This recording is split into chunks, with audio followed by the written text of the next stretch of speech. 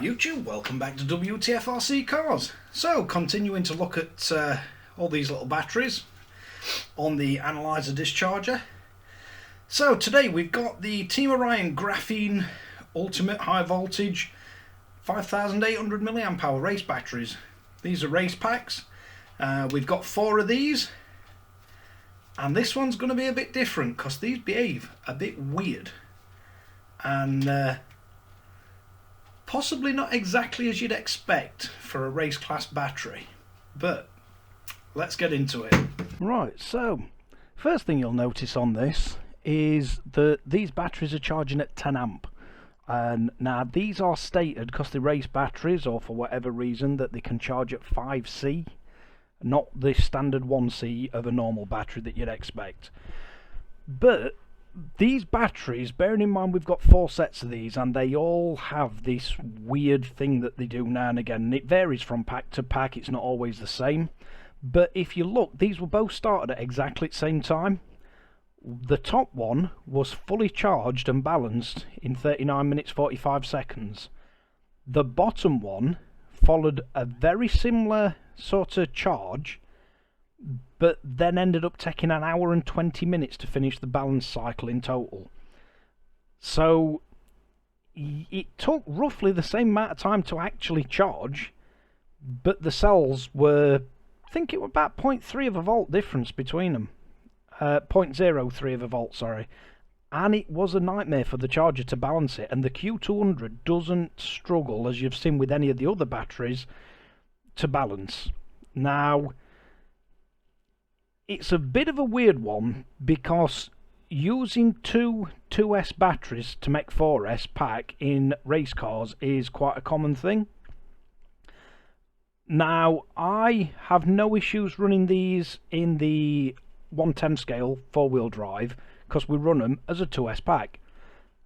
I wouldn't run these as a matched pair because they never ever behave the same, and it only gets weirder when we get to the discharge, so let's take a look at that first. The only other thing to mention is there's roughly 100 milliamp between the 2 packs, which is not massive, but when you look, they only charge to 5027 and 5124 milliamp out of a 5.8. So it's quite a high percentage less that you get with these compared to the 8000s and 8400s. But it's an anomaly that you get with LiPos. They very rarely ever charge to the full capacity. So let's take a look at the discharge on these. Right, so looking at this first one, no weirdness in the discharge. It's nice and steady, and then drops off at the end. They are only 5.8, so you're only going to get about 14 minutes 21 out of these. Discharge capacity though, noticeably lower than the charge, so only 4748 on this pack, but it doesn't look too bad. The only thing I can say is these got up to just over 50 degrees, and this was running them within spec. So these are meant to be 120C rating, and this is where I don't like when companies lie about the actual capacity, because this is meant to be a 5.8 and it only discharges not even to 4.8. Now the problem is, if you're basing a 5C charge rate off of a 5.8 battery, but it's only actually 4.8 and you're charging it right at the limit of 5C, you're actually charging it way over the limit of what these batteries can actually cope with. Likewise, when you're working out the 120C draw, there's a big difference between a 4.8, well, not even a 4.8, and a 5.8. So, as I said, we've got 4 of these, and they all pretty much behave the same. So, not the most impressive of batteries. But let's have a look at the second pack. Right, so looking at this one, same again, not really anything standout-ish on the discharge cycle. We are getting 14 minutes out of this one, and the other one was 1421, so 1436. round about the same. So technically, yeah, you could run them as a match pair, but again, this one, roughly 100 milliamp hour difference in the actual discharge capacity.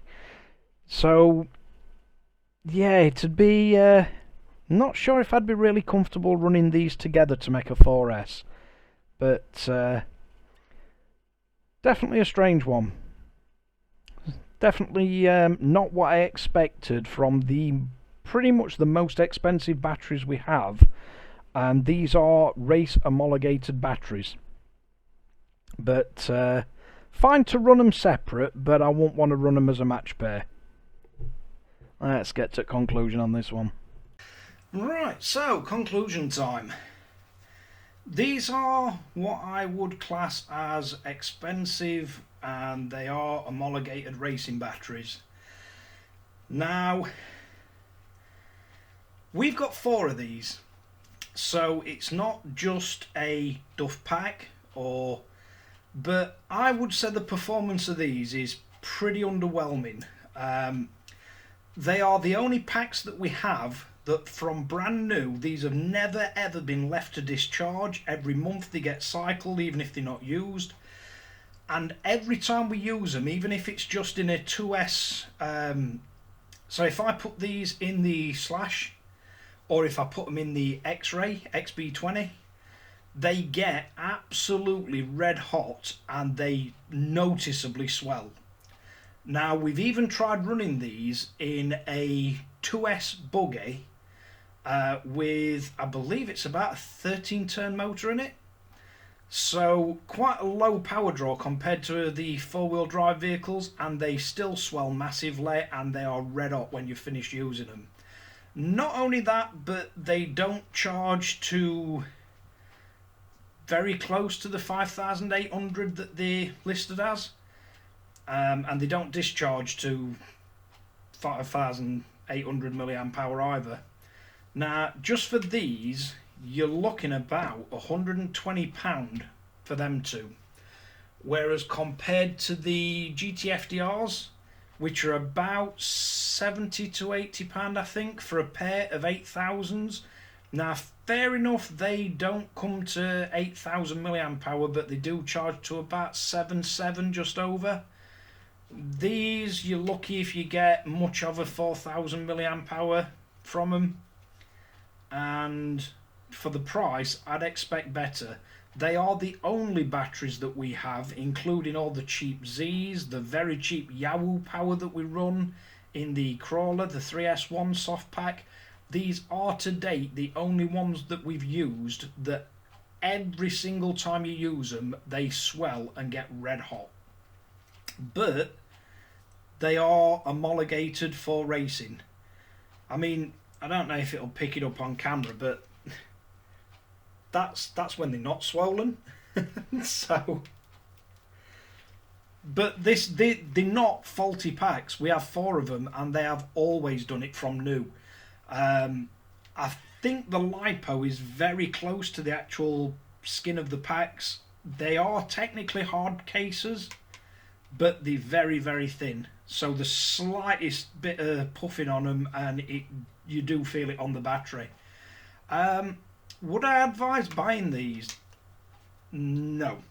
I would look for a different brand. These are meant to be high voltage graphene batteries, and from what I've seen of them, they are the worst batteries that we own. And we have an awful lot of Z batteries. We've got some Gens Ace. They've been absolutely faultless. So, Team Orion, I'd pass on their batteries. It's not like we've got one faulty pack. And the weirdness that you see in the balancing, that's not just one pack that's faulty. Sometimes one pack will do it, sometimes the other pack will do it.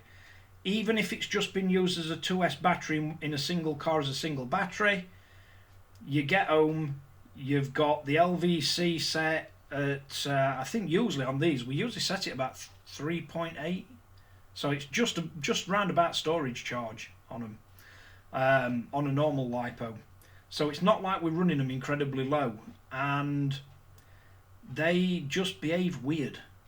Sometimes they'll both charge perfect and balance within minutes, like you saw on this attempt. Both were charged at the exact same time from the exact same voltage, and yet one took 30-something minutes to fully charge and the other took an hour and 6 minutes.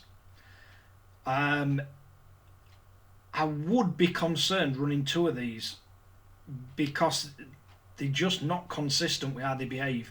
And if you get one pack drained before the other, and especially when you're racing, a lot of racers don't have LVC turned on because they'd rather finish race and kill a battery than not finish race and win.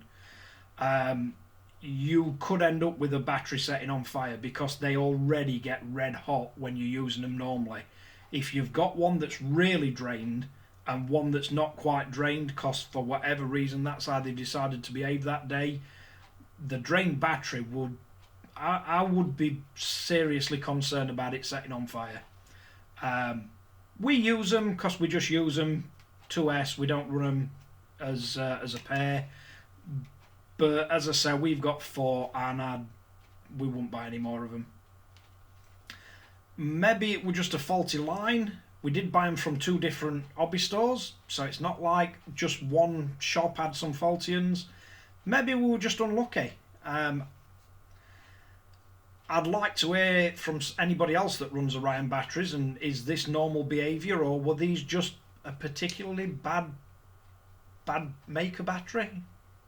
Bad series of batteries that they made? Who knows? But thanks again for watching Wtf Rc Cars. If you like this kind of video, like and subscribe. Don't forget to share it.